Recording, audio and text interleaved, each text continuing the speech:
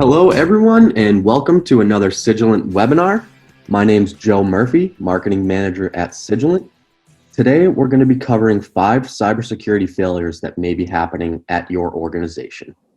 I'm joined today by Stephen Opipari, Solutions Architect at AT&T Cybersecurity, and Dr. Ben Harrison, Cygilant's Director of SOC and Security Services. As always, welcome to the webinar. Stephen and Ben, thank you for joining me. How are we doing today? Good day. Sunny. And for Ireland, that's a big thing, even in the summer. Yeah. Sunny and hot here in Texas. We'll take it. All right. Well, folks, we're gonna be diving into some real world scenarios. So, as you know, Cygilant is a cybersecurity as a service provider. We have security operations centers across the globe, and being a service provider, you know, we come across a lot of different scenarios in our customers' environments. And today we're going to cover 5 of those topics. But let's dive into number 1, folks. So this is always a good one. So Ben, I'll let you talk a little bit about this, but this slide and this scenario, it has a lot to do with default credentials, particularly on the admin level. So let's talk about that. Sure.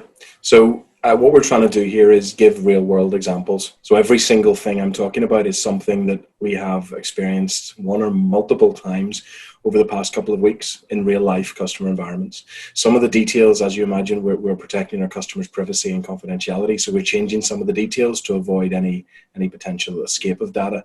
But the scenarios themselves are real world. And so in this situation, it was 3 weeks ago, where we observed a default admin account using a weak password just get brute forced on the 9th attempt. So it was a dictionary attack. We'd seen that the customer had been attacked multiple times on different hosts. And on this particular host, they used a default admin account and they used a default password, pretty standard default password. And so they were immediately breached.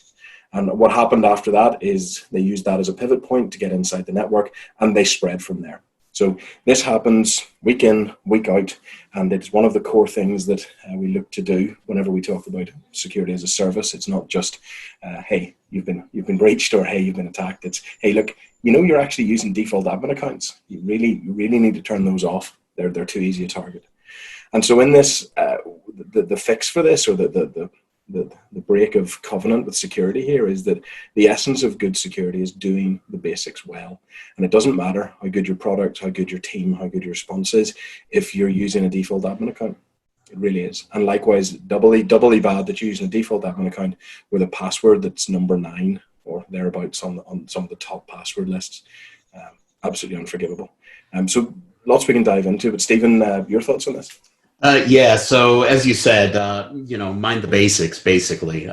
Make sure you disable default admins whenever possible. If you can't use them, stick to proper password policies. Make them very difficult, high character policies. And also, if possible, turn on MFA. MFA is a great way to secure your default accounts. It's a great way to secure your admin in any account. So wherever you can use it, use it.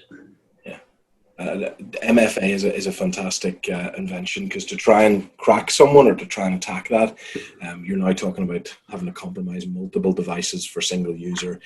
It's not impossible, so we should never look at it that way, but it just drops your risk profile so much that it's fantastic to have. Yep. And I'm aware that there's more and more services and more what I'd call mainstream IT and online services are now adding this as a requirement, and it's really dropping their support costs. Huge drop in their support costs. They need far less people doing password resets or account investigations when there's security threats, because it adds that second layer. And I mean, as well as MFA, and as long as those, it comes down to the other basics as well. Making sure you understand your environment, making sure you know what's in it. So asset management and discovery, absolutely critical. If you don't know what's there, how can you keep it secure? And in this case, I mean, exactly that's what happened. Not that I blame developers for anything. I consider myself a software developer as well. But what had happened is it was a developer who'd set up a test server, and they needed it. It was in their way. And developers are very good at getting the job done, and they just needed something quickly. So they spun it up, probably outside of internal IT policy, but they did it anyway, and didn't sanitize it properly, didn't harden it properly. So these things happen, and it's important to cover them. Also, as well as knowing what's there, vulnerability and patch management. That's the number one route of getting breached, aside from silly mistakes like this, is making sure that you don't have any vulnerabilities. I'm not saying 0 days never happen, but they're less likely than well-known and established attacks. And over the years, looking at how long and how often people are breached with really, really basic stuff that's been about for years, people are still getting hit with shell shock. People are still getting hit with struts. And it's been a long time, guys. It's time to upgrade. Okay, yeah.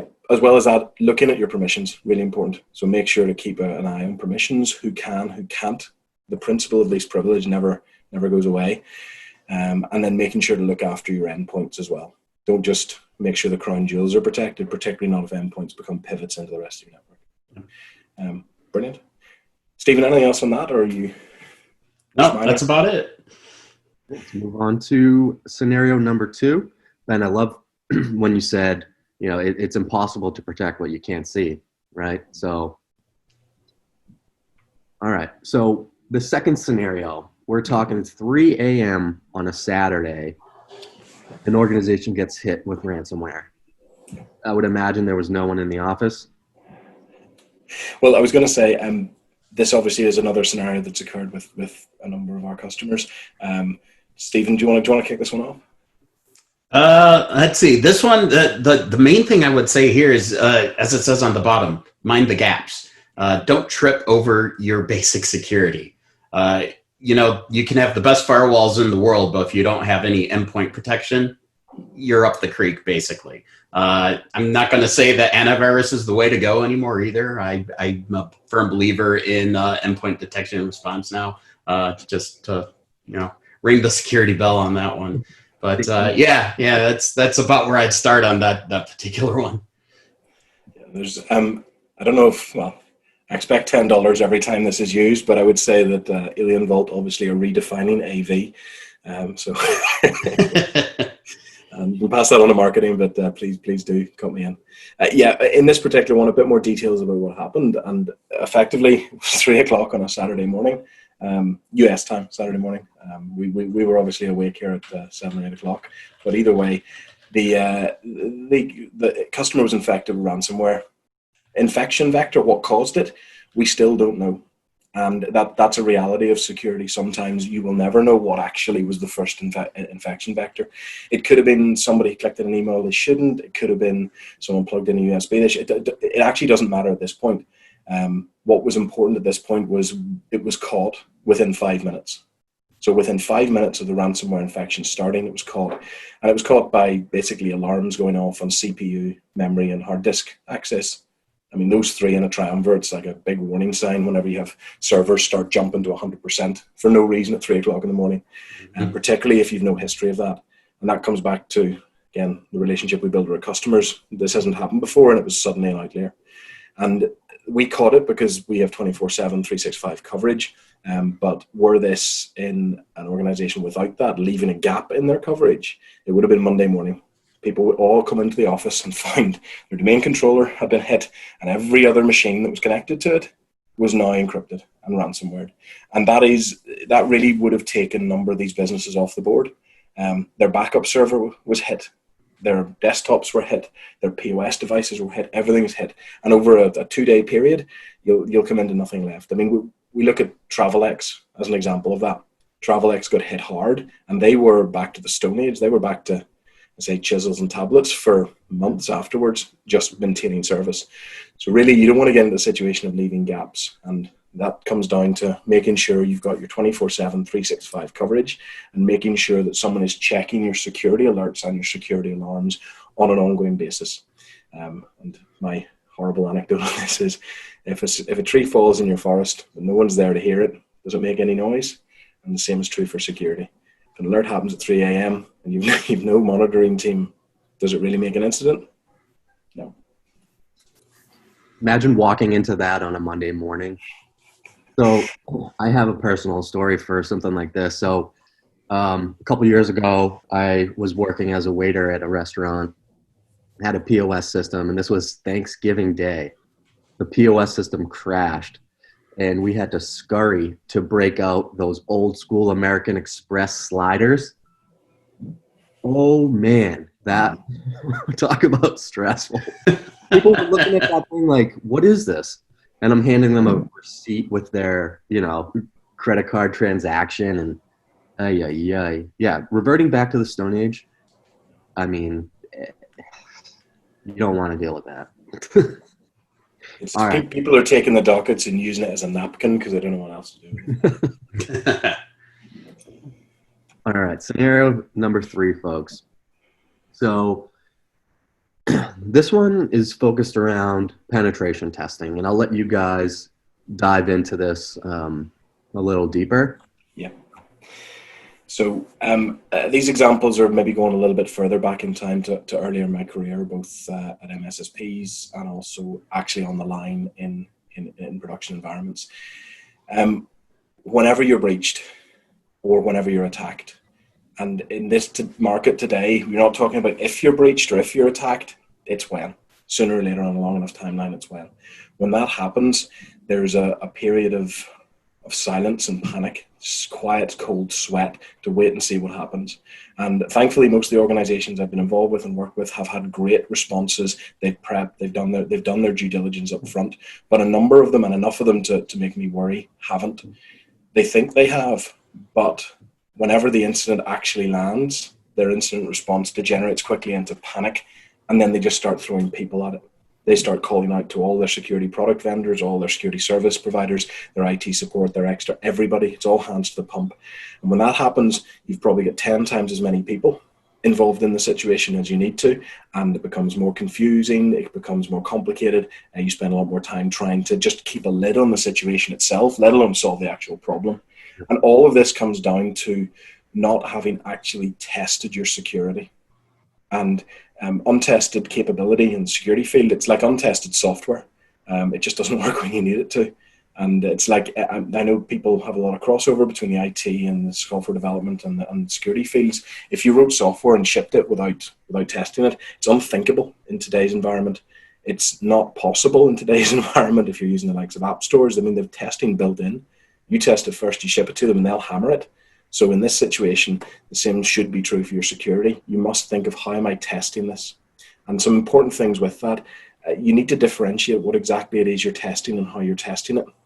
You need to know the difference between your pen testing. We've had a question recently about, hey, I've been offered pen testing services for $2,000, $1,500. We said, all right, okay, $1,500. You're a pretty big multinational organization. What are they doing for $1,500? And the answer is, yeah, they're going to run Nmap on your public-facing website. Okay, brilliant. That might, if you don't know any better, that might give you a warm feeling. It might give you some sleep at night, but it's not going to help. You're really not testing yourselves then. So you need to separate out your watched from your watchers, and you need to make sure you've got either a separate red team pen testing in-house or a security partner and provider who can provide those services externally, and make sure that you test your team regularly, repeatedly, and in ways that aren't green light testing, in ways that are designed to challenge and to find the weaknesses. Absolutely critical. So on that, test, and test again. Well, and let's also take it just a smidge further. The contrasting between a pen test versus ongoing vulnerability testing, which everybody should be doing all the time. Just one quick note on the pen tests. So I used to work in healthcare specifically, and I was in for a decade as a field engineer, and we used to do yearly pen tests. And our security team, which was separate from the network security guys who actually, worked on the tech day to day, if we had a pen test done, that report went to the security team, not the network security guys, which is what I was part of. And if they did not find vulnerabilities, if they did not find holes, the pen test was automatically assumed to be a failure because nothing was found. So if you're not finding problems, you have a problem in and of itself. Also, pen testers should be doing things such as social engineering, which a lot of them will not do, which is also an important part to pen testing. Yeah, Stephen, I remember when we were talking a few days ago, you said it goes back to your time working in the healthcare. You saw that as the best way to do it, having the teams separate? Yes. So separating policy from technical group, basically. So security team was where the guys who actually understood the whole idea of authentication versus authorization, so to speak. They were the guys who knew the policies inside and out. They created the who can do what and where and when. And then the network security field team is who executed on all the policies that were developed. And it was the security team that actually audited the network security team. And then we had further auditors on top of that to look at the security preparedness overall for the whole health system. And Ben, you phrased it, I believe you said the watched can't be the watchers, or... Yeah. Who watches the watcher? Yeah. So it's important to segment that. Yeah, definitely. And it's very interesting for us as an MSSP, as a security as a service vendor, because we've sort of got twofold the problem, whereby internally speaking, we drink our own Kool-Aid. We definitely do. We use our own services, monitor our own systems, but we have an additional layer built around that, where we have our isolated security organization who are our internal watchers, and they're the policy definers. They're the guys who say what we should and shouldn't be doing with an iron fist. And it's always a challenge. I was speaking to someone from our HR department of their previous experiences working in an HR outsourcing organization, and how difficult it was to get good HR internally and externally. Now, I think I'm not saying what we're doing is special or magic, but we've certainly got a really good balance of that. So we have our internal security team who are isolated from our SOC. However, our SOC provides doubled up monitoring services for ourselves. So we watch ourselves as well as our security team watching us, and that makes sure that there's no possibility of collusion or insider. And that spins back to one final point I'd like to make, which is about the types of pen test. And Stephen, what you said is absolutely right. If you don't find problems, you probably haven't looked hard enough. And even if you think, you re-review and you say, yeah, we have done everything possible, we are actually very good at this point. That's when you bring in, you move from a blind pen test into an insider threat. You move from that point where you expand your pen test to actually give them credentials to things they shouldn't have, to simulate insider threat, to simulate insider knowledge, because your teams need to be trained and need to be practiced at that as well. They always have to practice the incident response, even if it's hypothetically difficult to generate incidents from a pen test. Right. Excellent. Okay, folks, let's move on to scenario number 4 here. So, Stephen, you perked up when we started talking about this one. So let's talk about this one, guys. So it's critical to balance security controls against risk. So, you guys have a lot to say on this one. I'll turn it over to you. Yeah, so this is the one where we start talking about Office 365 right off the bat. Yeah. The story that I like around this has to do with every customer I've worked with since I've been at Alien Vault tells the story if they have 365, that within days of deploying Alien Vault and having the 365 API set up so that we're monitoring it, they will start getting alerts that someone is trying to log into 365 accounts from overseas. So it's one of those things where it's like, know where your users are and be able to quickly identify an attack against a user's account, within seconds, really, when it comes to that particular integration. So yeah, it's just one of those simple things that will throw up alarms and talk to you. So always remember to look for those types of risks. Definitely. And again, I completely agree. It's critical to focus on those things. And when you step back in the wider context as well, it's really important to understand what your risks are. And that's where I come back before to the basics of cybersecurity. If you don't know what's in your environment, how can you protect it if you're blind? Yeah, well, what was it I said a few days ago? What you don't see, you don't know, something along those lines. Yeah, exactly. And the ostrich approach does not work with security. Burying your head in the sand doesn't mean the threats go away. Yep. It really doesn't. And in this context, security is really, you can think of it lots of different ways, but fundamentally security is about risk. And you can't create a foolproof, bulletproof, impenetrable system. All you're looking to do is assess your risk, understand it, and then put enough controls and enough technologies and enough processes and people in place to reduce that risk to a level that you are willing to accept. It is, I don't like to say it's like insurance. It shouldn't be treated like insurance. It should be treated like something like fire safety. It's impossible to make a fireproof building. You just reduce the risk as much until you say, yeah, we're comfortable accepting this level of risk. And that comes in with down to identifying your risks, eliminating them where you can, compensating where you can't, and then mitigation and response. Yeah, I've talked to a lot of CISOs over the years when I worked for some previous companies in sales, and that was actually what they said kept them up at night the most, was trying to find the proper balance of what amount of risk is okay. And that's what those guys tend to have nightmares about. Yeah, it's a really hard problem. And I mean, when studying for various certifications, the more compliance-based ones like CISSP in recent years and things, I'm looking at it and going, it's hard because when you talk about risk, particularly in business, a lot of people kind of reduce that to dollars. And it's very, and if you're talking about something like stocks, shares, securities, it's actually a lot of effort's gone into it, but you can actually quantify that in terms of risk and the market volatility pretty well. With security, I don't think as an industry, it might not even be possible. I don't think as an industry, we've been able to bring it down to such clear financial implications. It tends to go a lot of the way into sort of fear, uncertainty, and doubt, or FUD territory, which can be unhelpful. But I mean, a lot of these are wipeout threats. A lot of these are serious enough that you just pull the shutters, lock it up, and go home. You're done. So yeah, balancing your risk. But despite all of that, I still stand by the first slide. It doesn't matter how big your risks or anything else. Start with the basics, cover those well, and then move on to look at the rest of your risks. You said this before, good security program is in the fundamentals. Yeah. All right. Let's jump over to scenario number 5, guys. This is the last scenario for today, and then we'll open it up for some questions.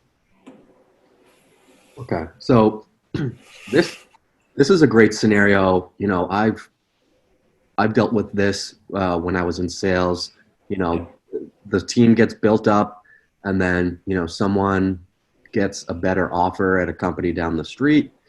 They bounce, and then the rest of the team is left scratching their head. So, you know, you guys, I'm sure, have lived that. You know, you've probably been one of the members there left to pick up the pieces. So, you know, let's talk a little bit more about this, guys. I mean, it happens. You know, what do you do when that happens? Well, let me say, if it happens, when it happens, regrettably, you've already made mistakes. Yeah. I am not about punishing people for their mistakes. I would say from a security perspective, that's usually the default that security people might go to, but no, it's about acknowledging mistakes to make sure you don't make them again. And in this situation, when it happens, your response is very, very different. At that point, you really need to find security talent to plug that hole. And it can be a situation of square peg, round hole at that point. Maybe you can't find the perfect person, but you've got to get someone in. And usually for a lot of organizations, that actually means you've got to dial it up. If you had a senior security analyst who was great in that role, fit perfectly, knew all the relationships, you're now talking about bringing in a principal, senior principal, someone with a lot more experience to fill the gaps, despite not being quite the right shape for the role. So that's the immediate response. And where you can at that situation, it's also good to reach out and have security partnerships, because you're in a position then to lean on them while you're trying to get your own house back in order. So that's the recovery mechanism. It's reach out to the partnerships you have and get someone as quickly as possible to sort of plug that hole, so you understand again where your risks are, and you make sure that your security walls aren't crumbling while you're trying to find the perfect fit for that. I know that there's quite a lot of use of contractors in that time as well. So really down to making sure you plug your gap before you go deeper. Now, taking a step back, the right thing to do was well in advance of that. I'm a very process-driven person. I've got 10 rules for work, and one of them is all work must be tracked. And what that speaks to is that it doesn't matter what any one of my analysts are doing at any point in their day. We're not trying to turn them into robots. We're just trying to make sure every piece of work is clear and it's got some kind of tracking element to it. We build a process around every single thing. So every piece of work has a workflow. Every element has a tracker for it. And I think this might come from my software background at one point, where I kind of try to look at it as a piece of code. Now, it's code with people rather than code with software, but the same principles apply. You need to think where your data is flowing. You need to think what your processes are, what your algorithms are, and then you implement it in such a way that you've documented everything, your processes are clear, and if things start to break, you've alarms and alerts which will tell you your process is starting to fail. So if you do lose a key member of staff, you'll start to see alerts backing up, and you'll know that because your heuristics and your metrics will tell you that, and then you know what to go and do about it. But starting way back at building your team in a way that's balanced, that's documented, that's process oriented and driven, and ultimately it's repeatable, because the security industry, for the most part, if we do our jobs right up front, it's quite quiet. Not a lot happens if you have the right policies and processes in place, if your firewalls are configured, if your patches are up to date. A lot of it is almost like a constant gardener type. You're just maintaining, you're just checking. You shouldn't be breached. Now, occasionally it's going to happen, and that's why to our previous slide on testing is so important. But your teams themselves should be self-sustaining. They should be developing themselves, growing themselves, and they should be able to be easily either expanded or replaced if they feel the time to move on. You know that old adage of people, policies, and process? I'm going to argue that within the realm of security, it should be mixed up a little bit. Should be policy, process, then people. Because if you have policies and process, if the people shift around, you're okay. You will survive. And I'd almost go to add, there should be one more in there, partnership within security. And that's where you should have someone on hand, even if it's a retainer kind of thing with a company that can step in and help you out when those emergencies happen. Elastic capacity. It's something that, I mean, from the root of MSSP and SaaS, it's absolutely at our root of what we're doing. We have to be in a position to scale rapidly, and we have to be able to position to move resources around. And that's why the scale works for an MSSP. For individual organizations, that's why you partner. It's whenever your security team's all on July 4th holiday and nobody wants to come into work the shift, that's where you can lean on partnerships. Scalable security, so to speak. We should copyright that name. I assume everything I say that I've got from somewhere else, but yeah, I'm gonna do a check on that now. Yeah, scalable security. It's something, I mean, in previous lives, I've also worked on a couple of things, which one of them was industrialized threat intelligence. And that fits into the paradigm as well. I mean, being able to, if you look at all the things your security team needs to do, it's actually very challenging because there's an awful lot of stuff happening. And you're only doing a little bit of each one. And any one of them you could expand out into a full field and have a full team doing. So yeah, economies of scale start to work whenever you can partner with organizations. Yep. Agreed. Mm-hmm. Excellent. Well, Ben and Stephen, thank you guys so much. So I think let's take some time to open it up for questions.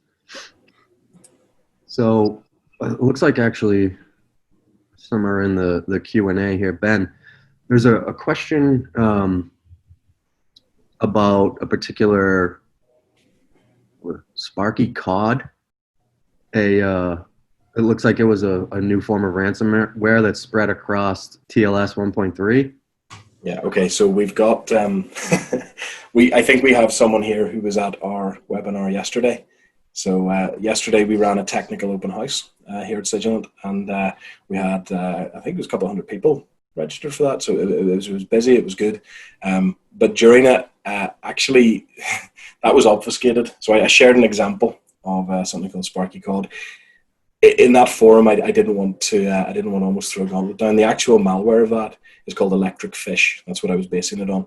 And Electric Fish was a malware released by a crowd called Lazarus Group. They haven't been that active recently.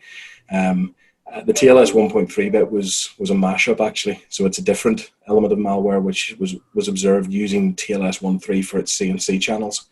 And the reason that is so devastating is that if you look at something like Meterpreter's got a hashing algorithm on its CNC channels.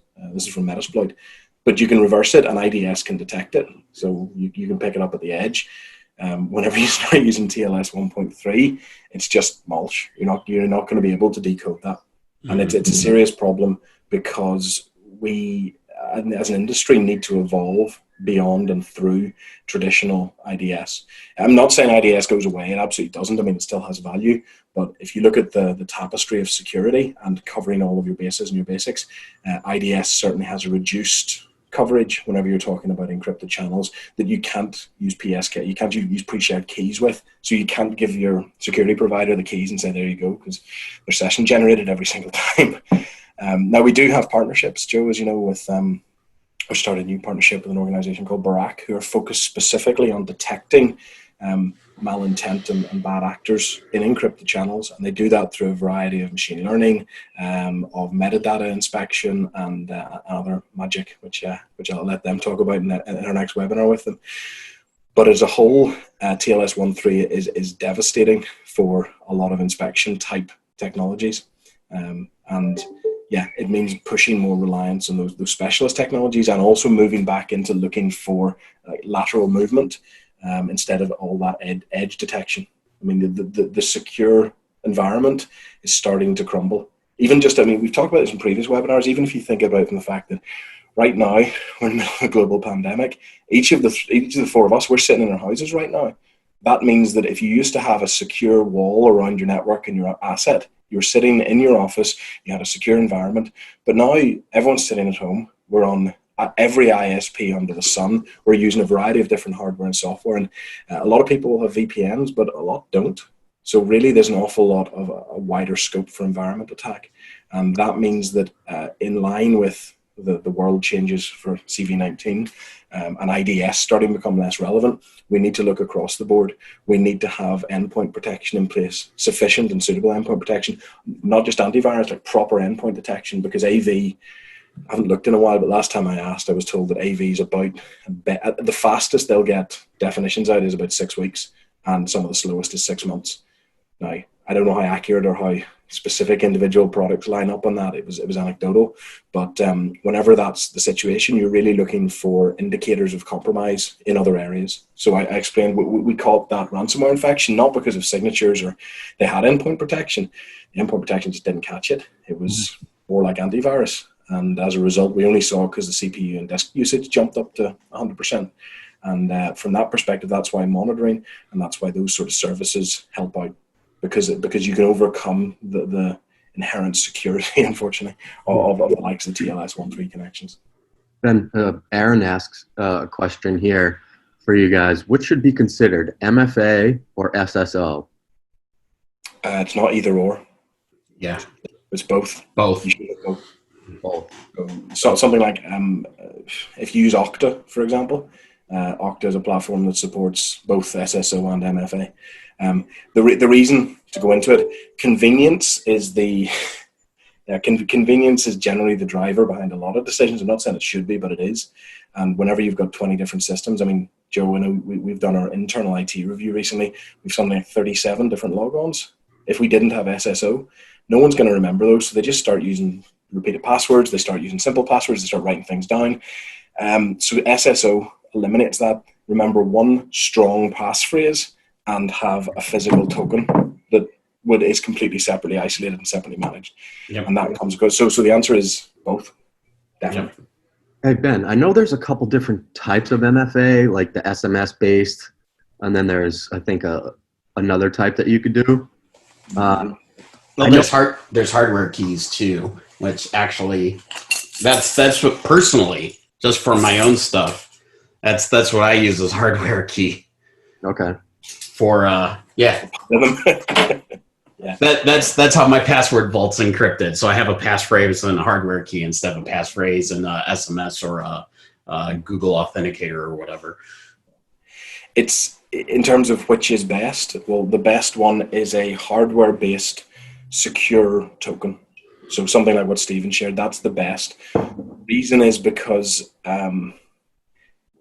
there's nothing to compromise. That's not a particularly complex computing platform that you're carrying around. It doesn't have wireless. It's on a pre-scheduled sequence, and that's literally it. And from that perspective, it's quite hard to compromise that. Now, not invulnerable, but it is easier. For example, phones get malware. Yeah, they absolutely get malware. It's absolutely possible for your phone to get malware and for it to start sucking off things on the phone. Now, My brother actually was hit. He used a bank in the UK called Santander. They're a great bank, don't get me wrong.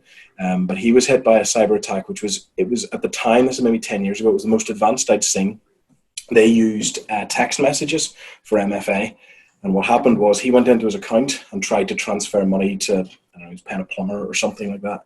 And he tried to make a transfer, but malware on his computer had redirected and had given him a fake site.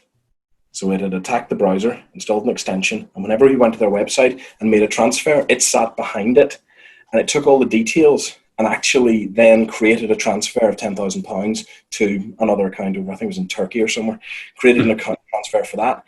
But the smart part, it actually used his live session and sent him a text message to say, hey, type in the code from your text message.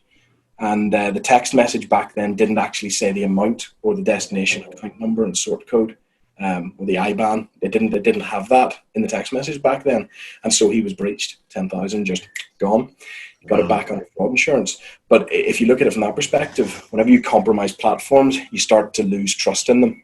The reason why phones are still effective, it's if you're going to go between SSO or not SSO, go SSO. If you're going to go MFA or not MFA, go MFA. Even if it's an MFA on your phone, like Google Authenticator or any of those services, that is better than not having it, because it now means they need to compromise your phone platform as well.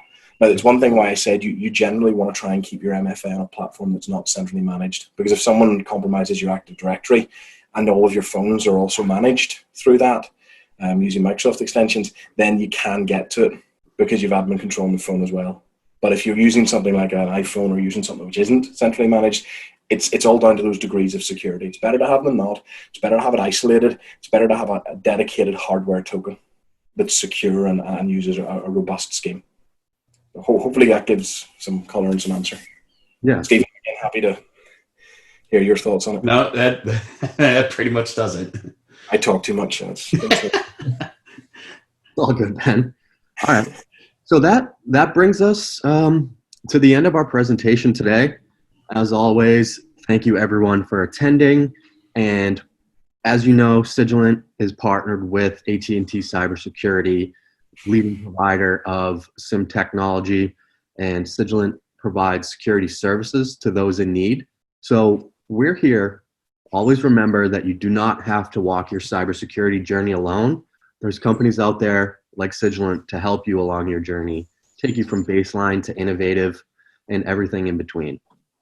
So if you have any questions, feel free to reach out to me directly. My email is listed on the slide, jmurphy@cygilant.com. Be able to get your questions answered or, spark up a conversation with perhaps one of our sales reps. You can learn a little bit more about what we're about and how we're helping our customers stay safe in this ever-evolving landscape. So with that, Stephen and Ben, I'll let you guys get back to it. Thank you again. Excellent job. Thank you. Joe, thank you very much. Stephen, it's been a pleasure. Yeah, Hopefully for sure. We'll chat again soon. Take care. Bye now. Thanks.